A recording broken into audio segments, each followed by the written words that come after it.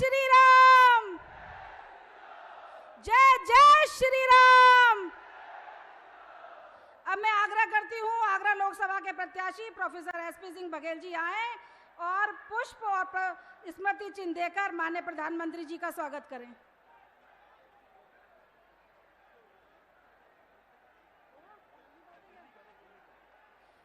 और अब मैं आग्रह करती हूँ फतेहपुर सीकरी के प्रत्याशी श्रीमान राजकुमार चार जी से कि वो माननीय प्रधानमंत्री जी को स्मृति चिन्ह और पुष्प देकर उनका स्वागत करें।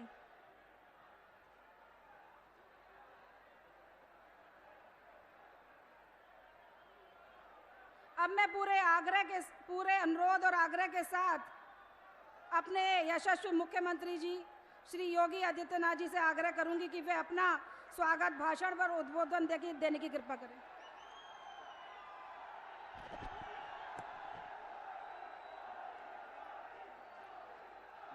भारत माता की, भारत माता की, भारत माता की, गिरिराज महाराज की, श्री गिरिराज महाराज की। देश की इस ऐतिहासिक और पौराणिक नगरी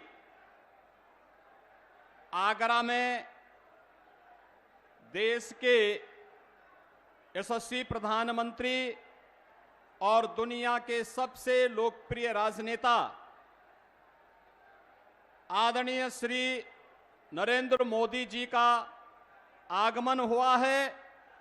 इस अवसर पर अब आप सभी आगरा वासियों की ओर से मैं आदरणीय प्रधानमंत्री जी का हृदय से स्वागत करता हूं, अभिनंदन करता हूं। मंच पर उपस्थित आगरा लोकसभा क्षेत्र से भारतीय जनता पार्टी के प्रत्याशी केंद्रीय मंत्री प्रोफेसर एसपी सिंह बघेल जी,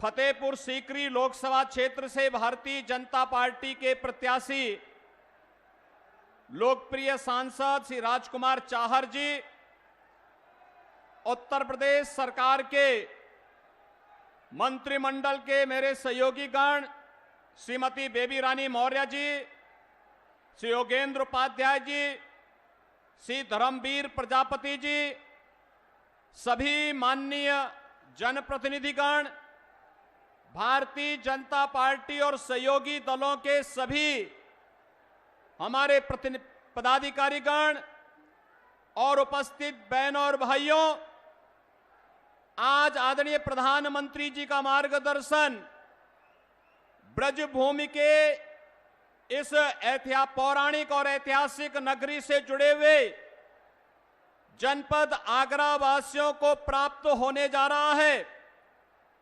इस अवसर पर मैं आप सबकी ओर से, आगरा वासियों की ओर से, फतेहपुर सीकरी की जनता जनार्दन की ओर से आदरणीय प्रधानमंत्री जी का हृदय से स्वागत करता हूं, अभिनंदन करता हूं। बहनों और भाइयों, आप सबने इस बात को देखा है कि आदरणीय प्रधानमंत्री जी ने देश की आजादी के अमृत महोत्सव वर्ष के अवसर पर देशवासियों को पंचप्रण के साथ जोड़ने के लिए एक आह्वान किया था। एक और प्रधानमंत्री मोदी जी का पंचप्रण का वह आह्वान जो भारत के अंदर गुलामी के अंशों को समाप्त करने और विरासत का सम्मान करने के आह्वान के साथ आत्मनिर्भर और विकसित भारत की संकल्पना के लिए प्रत्येक भारतवासी को जुड़ने के लिए आह्वान करता है और उसके साथ एक साथ मिलकर के आगे बढ़ाने का आह्वान करता है। तो बहनों और भाइयों, दूसरी ओर भारत के प्रति नफरत की भावना के साथ खड़े हुए कांग्रेस, समाजवादी पार्टी और इंडी गठबंधन से जुड़े हुए सभी लोग भी हैं, जिनका इतिहास देश के खिलाफ गद्दारी करने का रहा है, जिनका अतीत देश के अंदर जाति, क्षेत्र और भाषा के आधार पर सामाजिक ताने बाने को छिन्न भिन्न करने का रहा है। और जिनको जब भी सत्ता में आने का अवसर प्राप्त हुआ, उन्होंने देश के अंदर अनुसूचित जाति, जनजाति और पिछड़ी जाति के लोगों के हकों पर डकैती डालने के साथ ही गरीबों के हकों पर भी डकैती डालने का कुत्सित प्रयास किया है। बहनों और भाइयों, जब इस देश का लोकसभा का ये चुनाव होने जा रहा है, उन स्थितियों में आपके द्वारा 2014 में प्रधानमंत्री मोदी जी के नेतृत्व पर विश्वास किया गया और आज उस विश्वास का परिणाम हम सबके सामने है। दुनिया के अंदर भारत का सम्मान बढ़ा है, देश की सीमाएं सुरक्षित हुई हैं, आतंकवाद और नक्सलवाद से भारत मुक्त हुआ है, विकास के बड़े बड़े कार्य हुए हैं और गरीब कल्याणकारी योजनाओं का लाभ देश की जनता जनार्दन को बिना भेदभाव के प्राप्त हो रहा है। भारत दुनिया की सबसे बड़ी आर्थिक महाताकत के रूप में उभरता हुआ दिखाई दे रहा है।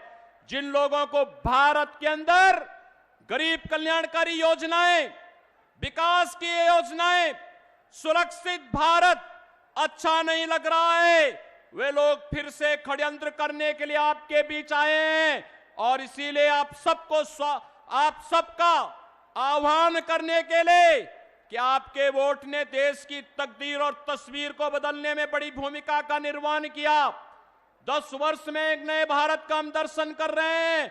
आज इस नए भारत के शिल्पी, आत्मनिर्भर और विकसित भारत के संकल्पकर्ता आदरणीय प्रधानमंत्री मोदी जी हम सबके बीच में उपस्थित हैं। उनका योग्य मार्गदर्शन हम आगरा वासियों को प्राप्त होगा। इस विश्वास के साथ उनका आशीर्वाद आगरा से प्रोफेसर एसपी सिंह बघेल और फतेहपुर सीकरी से श्री राजकुमार चाहर को प्राप्त है। कमल चुनाव चिन्ह पर आपका एक एक वोट सीधे मोदी जी के संकल्पों को और आत्मनिर्भर और विकसित भारत की संकल्पना को आगे बढ़ाएगा। और इस दिशा से आप सबसे अपील करते हुए मैं एक बार फिर से आदरणीय प्रधानमंत्री जी का आगरा की इस धरती पर हृदय से स्वागत करता हूं, अभिनंदन करता हूं। धन्यवाद। जय हिंद।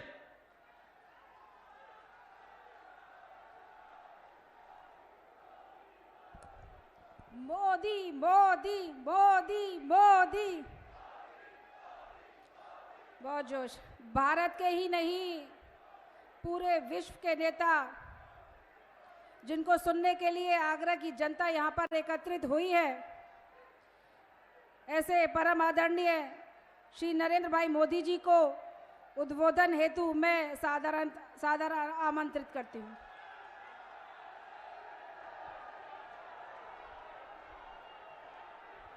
मोदी मोदी मोदी मोदी।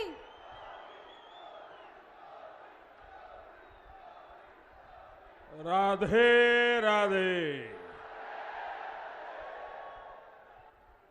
भारत माता की, भारत माता की। मैं ब्रज क्षेत्र के सभी देवी देवताओं को श्रद्धा पूर्वक प्रणाम करता हूं। मैं आज आपके पास विशेष रूप से आया हूं। मैं पहले भी आता हूं, आता रहा हूं, जहां जहां पहुंच सकता हूं पहुंचता हूं। लेकिन पहले जब मैं आता था तो कुछ देने के लिए आता था, कुछ लेकर के आता था, कोई योजना लेकर के आता था, किसी के उद्घाटन के लिए आता था। लेकिन आज मैं आपसे देने के लिए नहीं, मांगने के लिए आया हूं।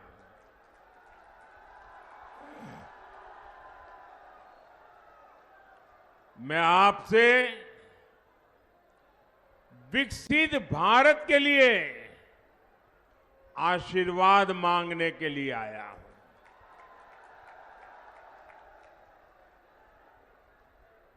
आप मुझे बताइए, अगर भारत विकसित होता है तो आपका भला होगा कि नहीं होगा? भारत विकसित होता है तो आपके परिवार का भला होगा कि नहीं होगा? भारत विकसित होगा तो आपके बच्चों का भला होगा कि नहीं होगा? और इसलिए भी देश एकजुट होकर कह रहा है, फिर एक बार, फिर एक बार, फिर एक बार।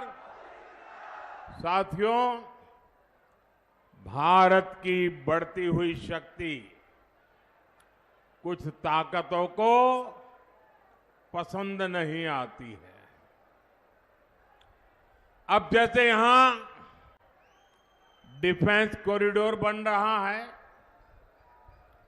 ये देश की सेना के लिए आत्मनिर्भर बनने के लिए दुनिया में निर्यात के लिए घातक अस्त्र और शस्त्र बनेंगे। लेकिन दुनिया भर में जो हथियारों के दलाल हैं, जो पुरानी सरकारों में घूस देकर के अपना काम करा लेने के एक्सपर्ट हो गए थे और पुरानी सरकारों में बैठे हुए लोगों को भी ये मलाई खाने को मिलती थी, उनको भी मजा आता था। ऐसे सारे लोग, अब मोदी जब शस्त्रों को यहां बनाने की बात करता है, देश को आत्मनिर्भर बनाने की बात करता है, तो बौखला गए हैं, बहुत नाराज हैं। वो नहीं चाहते कि भारत की सेना आत्मनिर्भर बने, इसलिए वो मोदी के विरोध एकजुट हो गए हैं। इन ताकतों को रोकने के लिए, देश के उज्जवल भविष्य के लिए, देश की सुरक्षा के लिए फिर एक बार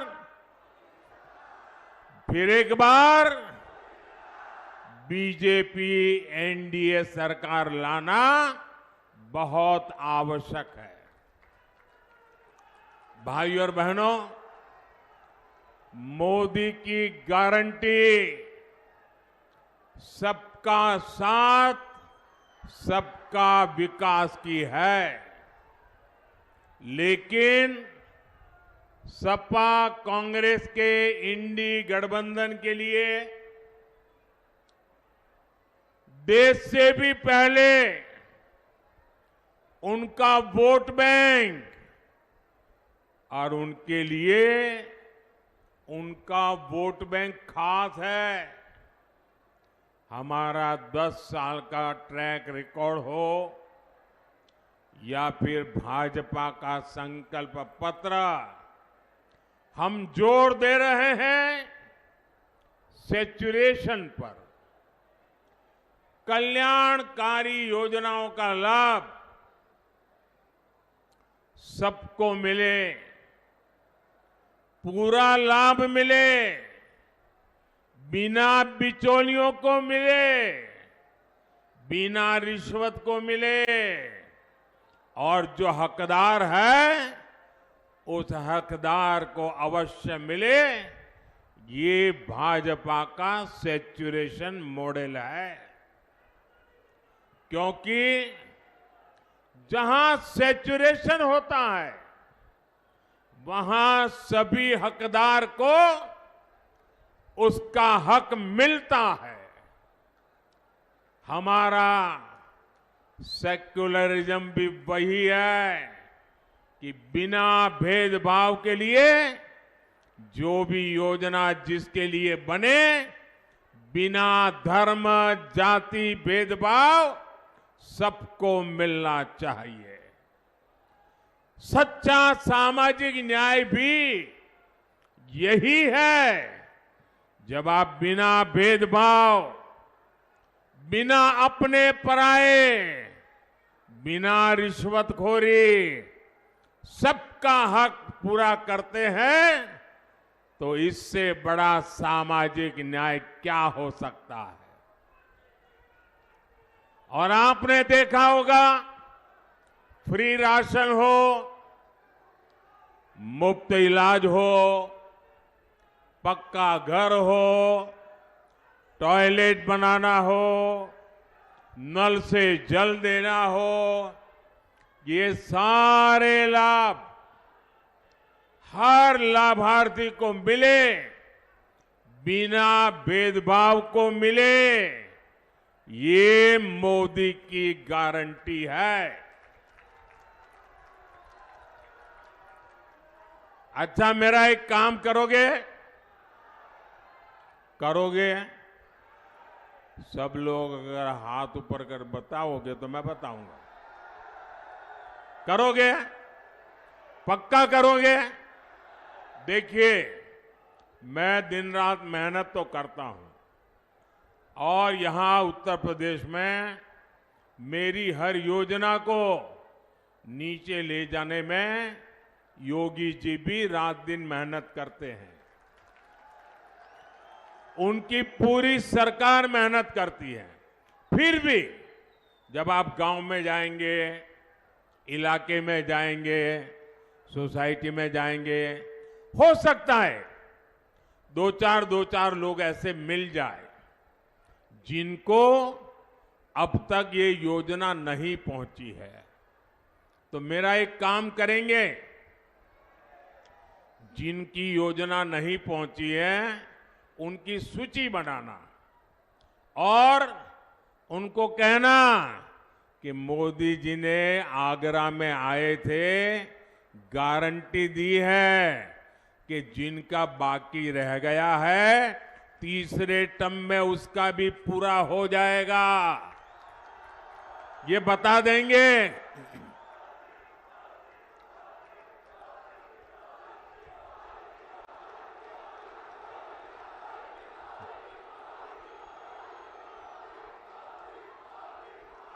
और आप देखिए, मेरे लिए तो आप सभी मोदी ही है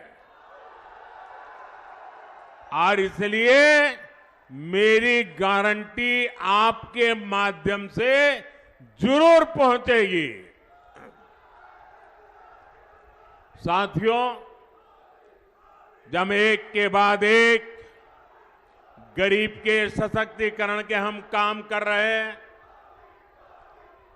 गरीब को गरीबी को परास्त करने के लिए मजबूत कर रहे हैं, एक ऐसा मॉडल है जिस मॉडल की आज दुनिया के लोग चर्चा कर रहे हैं, क्योंकि हमने जो रास्ता अपनाया है, हमने जो मॉडल अपनाया है, उससे आज देश में 25 करोड़ देशवासी जो गरीबी की जिंदगी जीते थे, वो गरीबी से बाहर निकले हैं।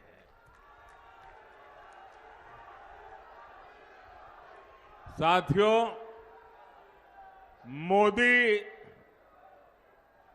हमारे देश में हमने तुष्टीकरण की राजनीति बहुत देखी है। तुष्टीकरण की राजनीति ने के देश को टुकड़े टुकड़ों में बांट के रख दिया है। तुष्टीकरण की राजनीति ने सच्चे और ईमानदारों के हक को डुबोया है और इसलिए अब मोदी तुष्टीकरण को समाप्त करके संतुष्टीकरण की ओर आगे बढ़ रहा है।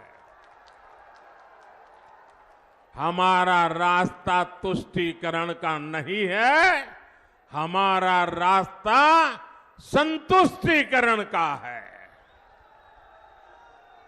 सबका साथ सबका विकास ये मंत्र भी उसी तुष्टीकरण का महामार्ग है। लेकिन सपा कांग्रेस का इंडी गठबंधन घोर तुष्टीकरण में जुटा है। 24 के चुनाव में कांग्रेस ने जो मैनिफेस्टो जारी किया है उस पर 100%, और ये मैंने पहले ही दिन कहा था, आज नहीं कह रहा हूं, कांग्रेस के इस बार के मैनिफेस्टो पर 100% मुस्लिम लीग का थप्पा लगा हुआ है, मुस्लिम लीग की छाप है। कांग्रेस का पूरा मैनिफेस्टो सिर्फ वोट बैंक को मजबूत करने के लिए समर्पित है। हमारा मैनिफेस्टो देश को मजबूत करने के लिए समर्पित है।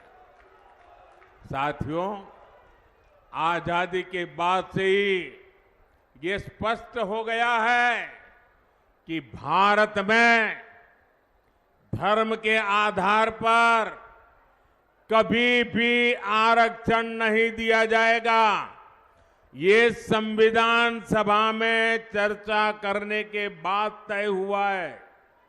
संविधान सभा में जो चर्चा हुई थी, जिसको बाबा साहब आम्बेडकर ने लिखा था, बाबा साहब आम्बेडकर की इच्छा थी, यही संविधान की मूल भावना है, यही सामाजिक न्याय है कि भारत में धर्म के आधार पर भारत का संविधान आरक्षण की सहमति नहीं देता है। लेकिन कांग्रेस एक ऐसी पार्टी है जो आए दिन बाबा साहब का अपमान करती है, संविधान का अपमान करती है और सामाजिक न्याय की तो धज्जियां उड़ा देती है, लीरे लीरे उड़ा देती है। इसी कांग्रेस ने कभी कर्नाटका में, कभी आंध्र प्रदेश में, कभी अपने घोषणा पत्र में बार बार धर्म के आधार पर आरक्षण की वकालत की। देश का संविधान, देश की अदालतें कांग्रेस को ऐसा करने से बार बार मना कर चुकी है। उनकी हर बात को देश के न्यायपालिका ने ठुकरा दिया है और इसलिए अब कांग्रेस ने पिछले दरवाजे से खेल खेलना शुरू किया है। एससी, एसटी, ओबीसी के आंख में धूल झोंक करके पाप करने के रास्ते बनाने का काम किया है। अब कांग्रेस ने ठान लिया है कि वो धर्म के आधार पर रिजर्वेशन लाकर रहेगी और इसके लिए कांग्रेस ने तरीका निकाला है। जो ओबीसी का कोटा है, 27% का जो ओबीसी का कोटा है, क्योंकि मैं भी उस समाज से आता हूं इसलिए मुझे उसकी पूरी बराबर जानकारी है। ये जो 27% आरक्षण का कोटा है, अब उन्होंने तय किया है कि उसमें से कुछ चोरी कर लिया जाए। 27% में से चोरी कर लिया जाए, छीन लिया जाए, चुपचाप छीन लिया जाए और धर्म के आधार पर आरक्षण दे दिया जाए। क्या आपको ये मंजूर है?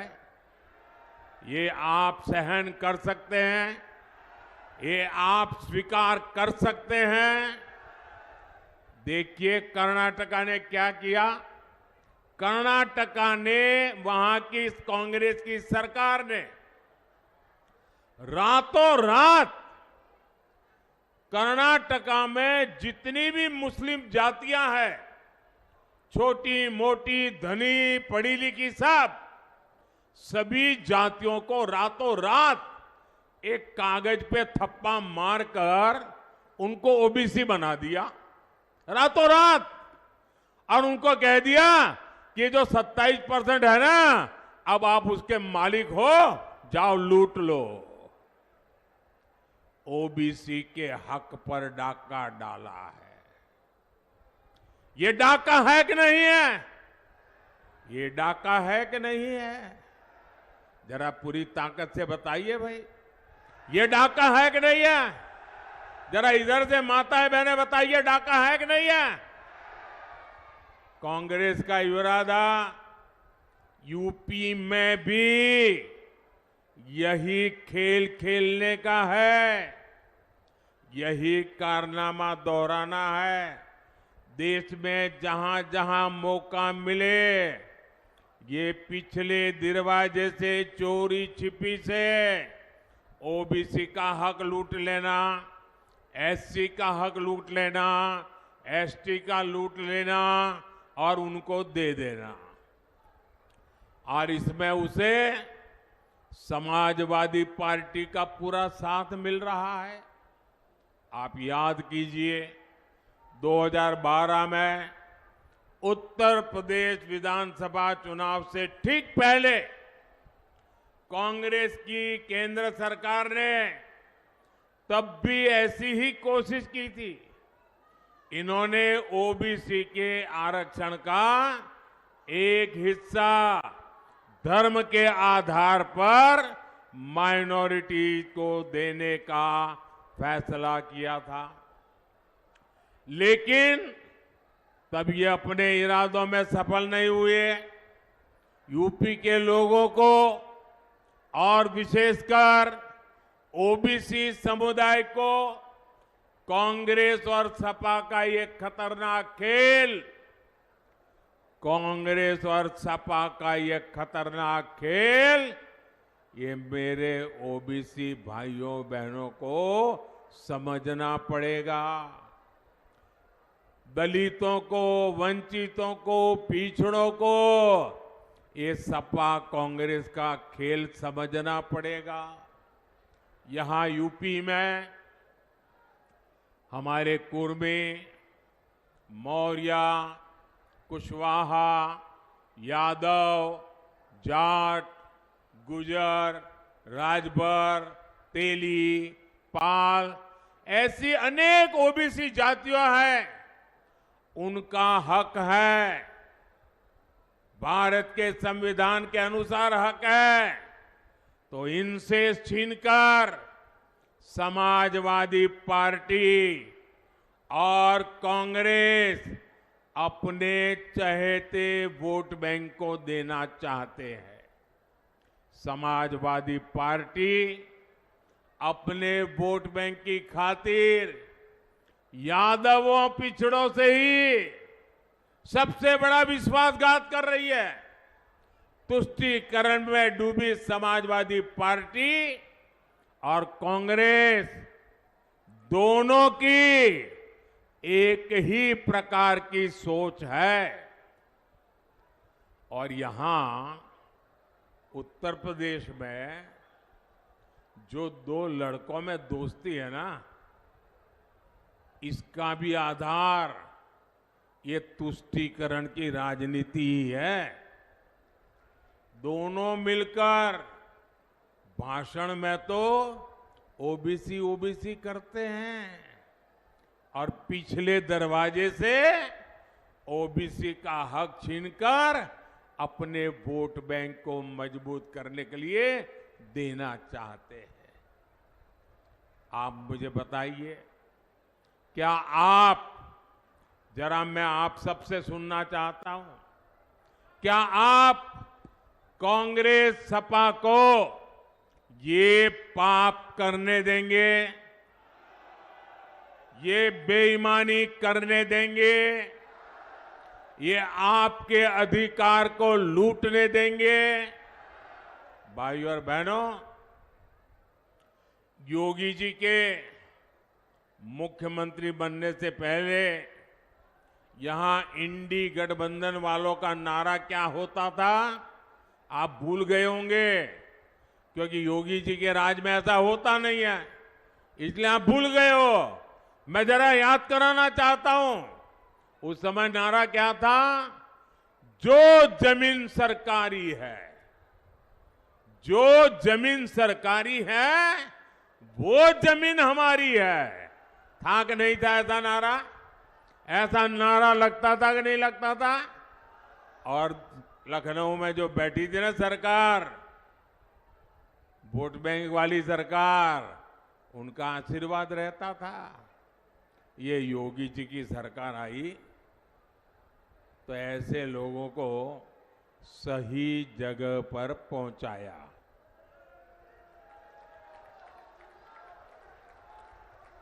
लेकिन साथियों, अब कांग्रेस और इंडी गठबंधन वालों का नया प्लान सामने आया है। और ये नया प्लान क्या है, ये याद रखेंगे आप लोग। घर घर पहुंचाएंगे नया प्लान।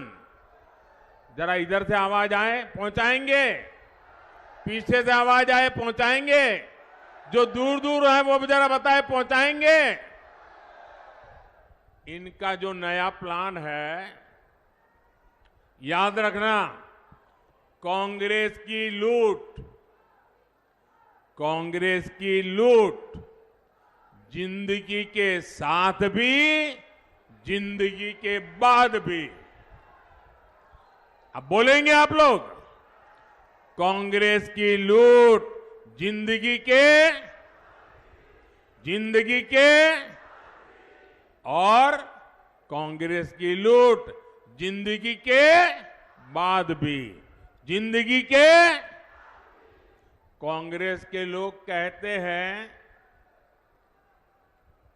बार बार कह रहे हैं और बड़े खुशमिजाज होकर के कह रहे हैं, जैसे उन्होंने बहुत बड़ा तीर मार लिया।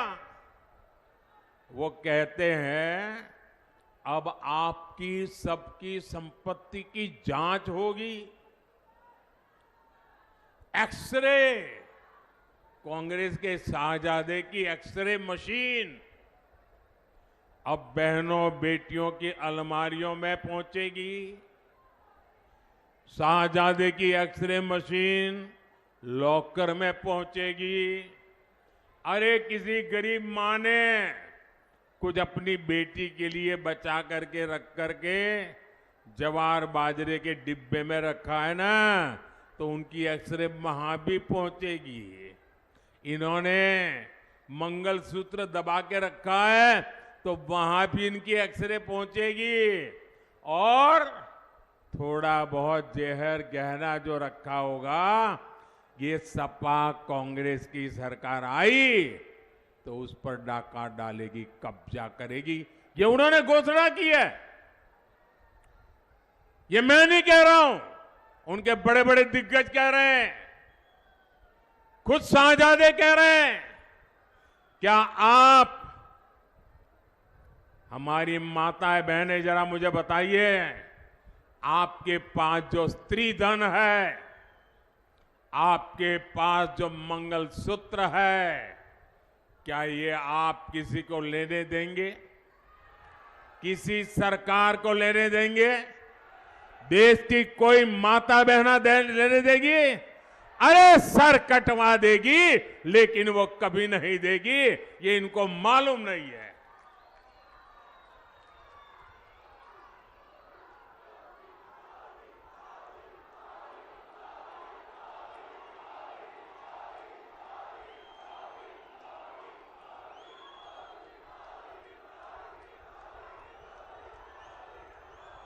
साथियों, आपसे आपकी संपत्ति छीनने की कांग्रेस और इंडी गठबंधन की योजना सिर्फ इतने पर नहीं रुकती है। अब कांग्रेस सपा वाले इंडी गठबंधन का कहना है कि वो आपकी विरासत पर भी लूट करेंगे। आपकी विरासत का मतलब है दादा दादी ने जो मेहनत करके बचा के बेटे को दिया है, आपके पिता ने मेहनत करके कुछ बचा करके आपके लिए रखा है।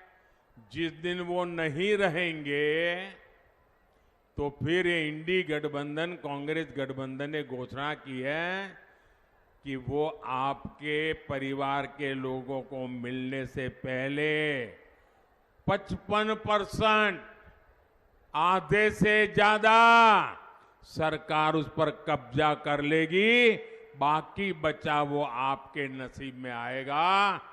बताइए, आपके माता पिता की मेहनत को आप लूटने देंगे क्या?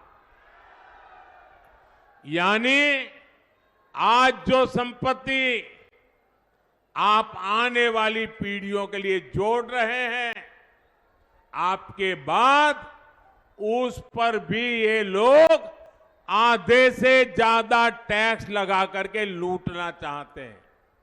अब मैं समझाता हूं।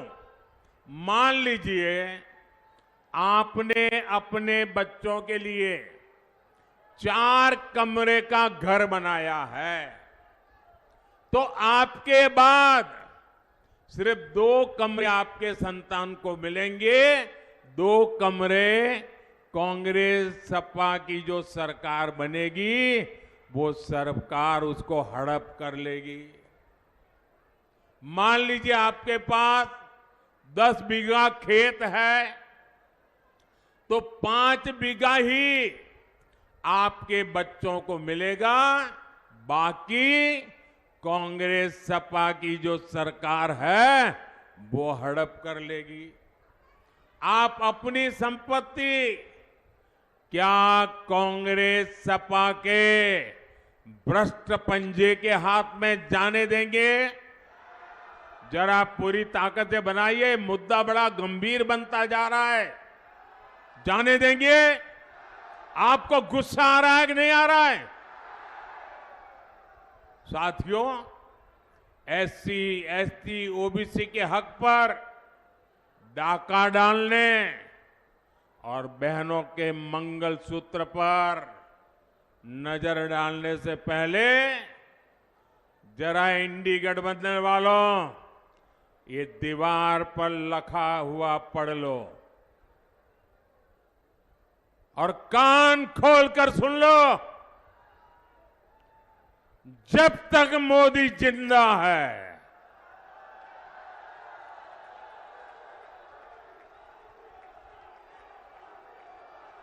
ऐसा कोई भी पाप करने से पहले आपको मोदी से निपटना पड़ेगा।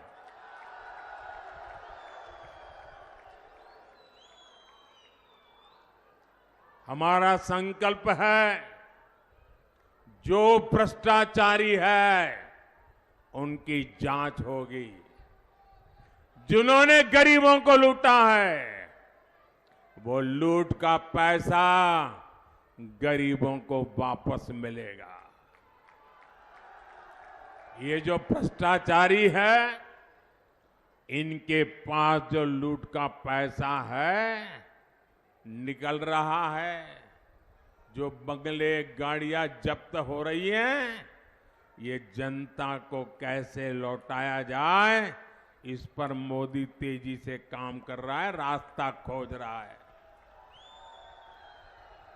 ये माताओं बहनों की बचत पर नजर गड़ाए हुए हैं, लेकिन मोदी माताओं बहनों को संपत्ति का हकदार बनाने में मैं आपका चौकीदार बन के खड़ा हूं।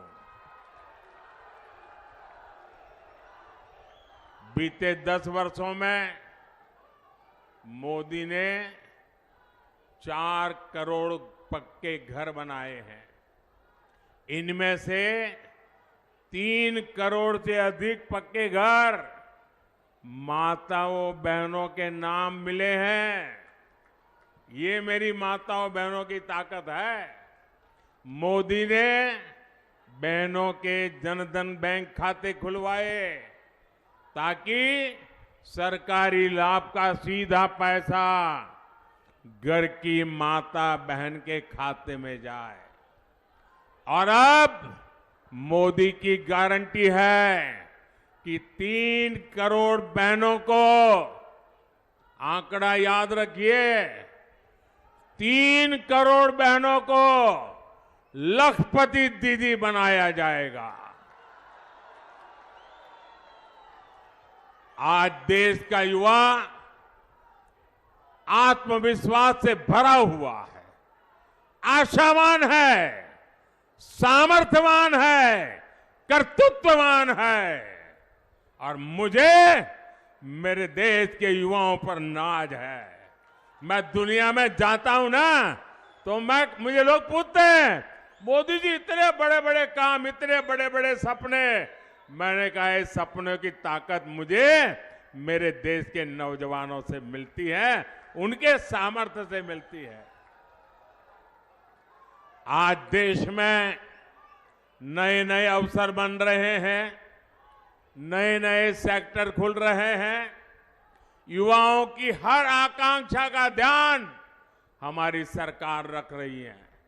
युवाओं की सहायता के लिए मुद्रा लोन है, स्किल इंडिया मिशन है, स्टैंड अप इंडिया मिशन है। हमारी नौकरियों में गैर जरूरी इंटरव्यू खत्म कर दिए। हमने स्थानीय भाषाओं में परीक्षाओं का प्रावधान किया। हमने सरकारी व्यवस्थाओं को फेसलेस बना दिया। साथियों, दूसरी तरफ कांग्रेस है जिसने आजादी के बाद से ही भाई भतीजावाद को बढ़ाया, युवाओं की क्षमता को बर्बाद किया। अभी इसका ताजा प्रमाण मिला है, आप जरा सुनिए और लोगों को बताइए। शायद आज आपने अखबारों में भी पढ़ा होगा, ताजा प्रमाण मिला है। हमारे पड़ोस में राजस्थान में, वहां कांग्रेस की सरकार थी। कांग्रेस के अपने लोगों ने कांग्रेस के मुख्यमंत्री के करीबी ने कल एक बड़ा चौंकाने वाला खुलासा किया है और सार्वजनिक रूप से किया है, और अभी तक कांग्रेस के मुंह पर ताले लगे हुए हैं। वो कह रहे हैं कि पेपर लीक यानी नौजवानों के भविष्य के साथ इतना बड़ा खिलवाड़। वो कहते हैं कि राजस्थान में जो पेपर लीक हुआ, वो पेपर लीक में गहलोत सरकार, कांग्रेस के गहलोत की सरकार खुद शामिल थी और कोई और नहीं कह रहा है। जो कांग्रेस के मुख्यमंत्री के कार्यालय में काम करने वाले सज्जन थे वो कह रहे हैं। आप बताइए मेरे नौजवानों, इससे बड़ा पाप, इससे बड़ा धोखा मेरे देश के युवाओं के साथ नहीं हो सकता। यानी राजस्थान में अब कांग्रेस का ही पेपर लीक हो गया है। यही कांग्रेस की सच्चाई है। इसलिए देश के युवाओं को, हमारे फर्स्ट टाइम वोटर्स को कांग्रेस से बहुत सतर्क रहना है। भाइयों और बहनों, भाजपा सरकार की पहचान ही अच्छी सड़कें, आधुनिक रेल लाइन, मेट्रो सुविधाएं, कोविड में वैक्सीन की व्यवस्था, 80 करोड़ लोगों को मुफ्त राशन, 70 साल से ऊपर के लोगों के लिए आयुष्मान कार्ड। हम आगरा, फतेहपुर सीकरी सहित इस पूरे क्षेत्र को पूरी दुनिया के निवेशकों और पर्यटकों के लिए आकर्षक बनाने में जुटे हैं। आप याद रखिएगा, ये जो अयोध्या में प्रभु राम मंदिर के दर्शन के लिए लोग आ रहे हैं ना, लाखों लोग आ रहे हैं। काशी में जो कॉरिडोर बना है, लाखों लोग आ रहे हैं। आप मान के चलिए, वो निकलते हैं अयोध्या आने के लिए, वे निकलते हैं काशी के लिए आने के लिए, लेकिन वो जरूर आगरा आकर के जाते हैं। और इसलिए यहां का टूरिज्म तो बढ़ने ही बढ़ने वाला है। आपको तो एक हाथ में 2-2 लड्डू है। आप याद रखिएगा, आपका वोट एसपी सिंह बघेल जी और राजकुमार चाहर जी को तो मिलेगा ही, लेकिन जब आप वोट उनको देंगे ना, तो उनको तो मिलेगा ही, लेकिन ये वोट मोदी को भी मिलेगा। तो आप मोदी को वोट देंगे, पक्का देंगे। और इसलिए 7 मई को कुछ समय अपने इस सेवक के लिए जरूर निकालना। कितनी ही गर्मी क्यों न हो, कितनी ही शादियां क्यों न हो, कितने ही निजी काम क्यों न हो, लेकिन जब मैं इतनी मेहनत करता हूं, दिन रात मेहनत करता हूं, तो मतदान के दिन मेरा आपसे कुछ समय मांगने का हक बनता है कि नहीं बनता है? मैं इतना तो मांग सकता हूं कि नहीं मांग सकता हूं? मैं देशवासियों से इतना तो मांग सकता हूं ना कि आप देश के लिए 1-2 घंटे निकालिए, गर्मी हो तो भी निकलिए, मतदान कीजिए। मतदान कराएंगे। अच्छा, मेरा एक और काम करेंगे, घर घर जाएंगे, घर घर जाकर के कहना, मोदी जी आए थे, आप सबको राधे राधे कहा है। पहुंचा देंगे राम राम, मेरा राम राम पहुंचा देंगे। बोलिए भारत माता की, भारत माता की, भारत माता की। बहुत बहुत धन्यवाद।